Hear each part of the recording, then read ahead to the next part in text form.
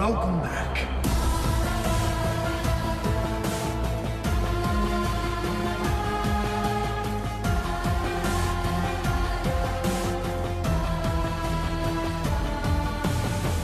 I was very happy when they announced they were making a sequel and knowing that Emma was going to be back and Piper and Elizabeth and Matthew. I cried. Because they're like a second family to me. I have a special bond with them, and it's really fun when I get to come to set every day and see them. The thing about making movies I don't think people really understand is that you're away from home. It's a little like summer camp. Yeah, bro. Like you get to spend all day together, you hang out on the weekends. So it's been really great getting the whole crew back together. Everyone's got a base of reference for what the world is and who the characters are and how we can keep pushing boundaries and expanding the story. Everyone's just coming to it with such a deeper sense of understanding and knowledge and investment. Yay! Scott Cawthon had created the franchise and had always envisioned movie 1 correlating with the first game, movie 2 correlating with the second game. And he is so plugged into the fan community and really thinks about what is going to surprise and delight all of the fans. We already had a blueprint, and then beyond that, it was figuring out the emotional arc of Mike and Abby and Vanessa. So have you kissed her yet? Abs, it's not like that. We're just friends. To me, Mike is the heart and soul of this film. And I would also say that Josh Hutcherson, as a person, is like the heart and soul on set as well.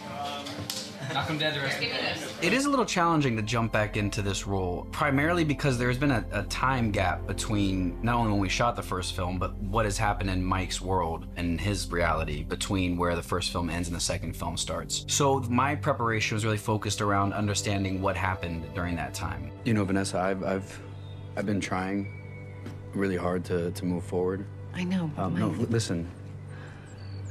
How can I move forward when it's one thing after another?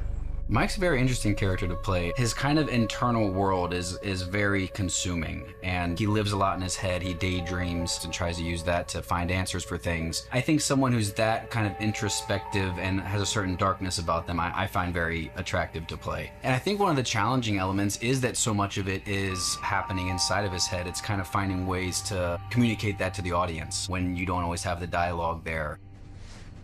There. What would you do without me?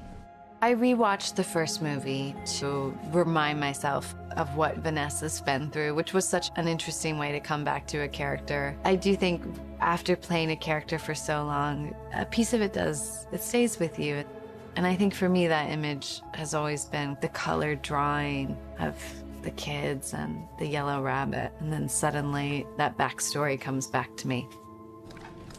I'm surprised you haven't tried to fix your friends yourself. I bet you could. Abby Schmidt, she's had a lot of character development from the first to the second movie.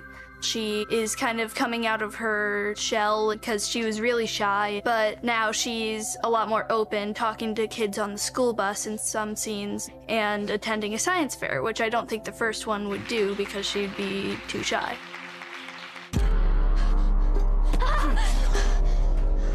You will always be mine. One of the most interesting things about playing William Afton is his transformation. In the game and in the movies, he is basically the center of evil for the entire universe. And when you think of evil, you think of Matthew Lillard. I love working with Matthew because he gives 110% to whatever he's working on, and he's having to wear this large animatronic suit, which I think kind of immediately puts him into the headspace of this really dark, evil character. And Matthew's such a lovely, kind-hearted man. It's impressive to watch that switch. You can't keep me here. Don't you know you're my favorite? Don't you know that I love you? Don't you know that I care about you? Playing the villain in any film or television project is always the most fun there is to be had on a set. Sure, it's great to be super handsome and the leading character that saves the day, but there's something really fantastic about throwing energy into somebody that has ill intent on everyone. You see what's behind him. First when it's ripped off, you look back and there's original Freddy, who you haven't seen since movie 1. I see. Prepping for the sequel of the film was a little different from the first film in the sense that we already had so many visual references from movie 1, and what was exciting to get to do is to really build off of that and expand and figure out how we were still going to kind of retain the essence and the feeling of movie 1 while still pushing new boundaries and making the world bigger and adding a bunch of new characters. Where is this? What is this? It's the river ride. That was one of Charlotte's favorites. I've been to Freddy's. There's not a river ride. There was only one at the first Freddy's. None of the later locations had one.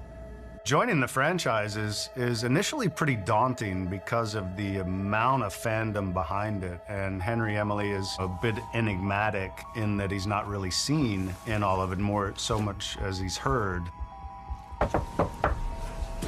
There was a moment I'll never forget where I answered the door, and you know, this is a guy who's been inside for so long, and you know when you step out into sunlight, that sort of feeling. Mike?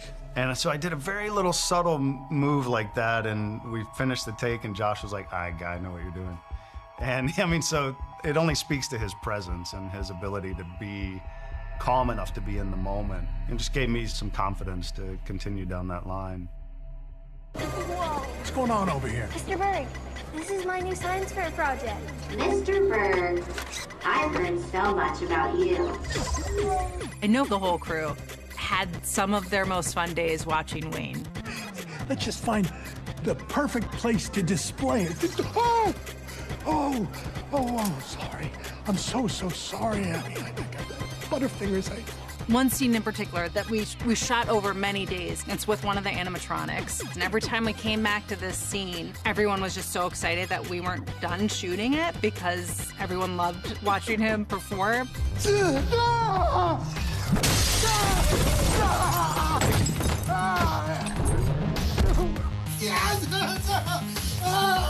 I look at these horrifying moments as real moments. You throw yourself into that real moment. What Emma does is get you comfortable and set you up to be in that place, and then you're there. You want test answers? I'll give you answers to the next test.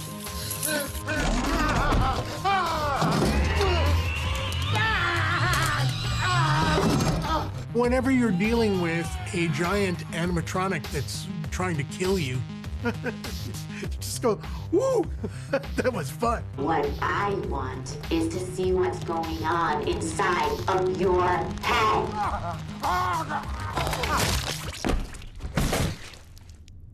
And action. Knock, knock. Hi, is this? Freddy Carter is hopefully everyone's new favorite bad guy. I think the most interesting thing about playing Michael as an actor, especially, is that there's so much mystery around him in this film, and we're not sure about his motives, we're not sure really who he is for a lot of the film, and so playing with sort of how much you give away to the audience, that's been really interesting. You can have a normal life. We could have a normal life. Vanessa, is that what you thought? Working with Elizabeth has been really great. From the get-go, she wanted to dig into our character's backstory and really figure out how this traumatic, difficult childhood sort of manifests itself in both of them individually and then also where the crossover lies. This is the original. Nobody's been here for decades. This location came before the other one. I have been the biggest fan of Five Nights at Freddy's since I was a little girl. No, nobody gets it. Nobody understands how long I've been trying to become a part of this franchise. Like, I grew up writing all of the lore down in journals with my best friends and play all the games. So not only was it a dream job, but it was just such a dream to be on that set. I explored every inch of that set, all of the sets that I was probably also not supposed to be on as well. Whenever I knew I'd have time, I'd go and sneak over to the animatronic creature shop and I'd go and look at all the animatronics. And they were always so fun and would let me look at all of them and try on all of the heads. I got to try on all of the heads. It was so cool. I'm not supposed to be with you. I'm here because of him, my little Fine, brother. ask everyone, remember your places, but FazFest was one of our biggest moments in this entire film in Costume Land. So if any fan has ever made a cosplay costume and posted it on the internet, I've seen it. I searched high and low to find every single fan's interpretation of the characters, and all of the fans were my inspiration for these homemade costumes. And I wanted every person out there to feel like they see themselves in these fans. How you doing? You look great. It's such an international franchise, you know, with people all around the world know FNAF and play FNAF from Brazil to Montana and everywhere in between. I'm Chica.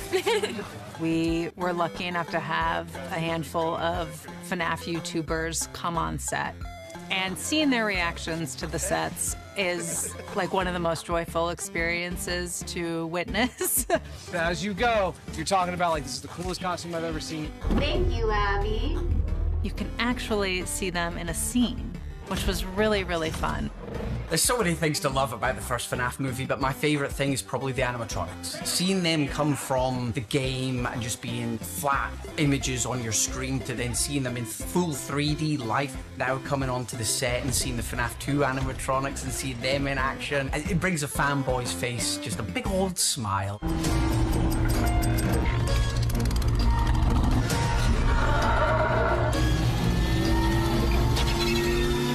I'm on the front lines every day. And the thing you have to know is you're making movies that matter so much to millions of little kids. The result is like so palpable in this universe. So thank you for your work. Thank you for having me back. And I can't wait for the third one.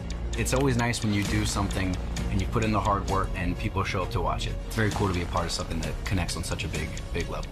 This is the magic of where we are now in terms of horror. Blumhouse has done it better than anybody. And the idea is to create a warm and nostalgic environment and then use it for horror.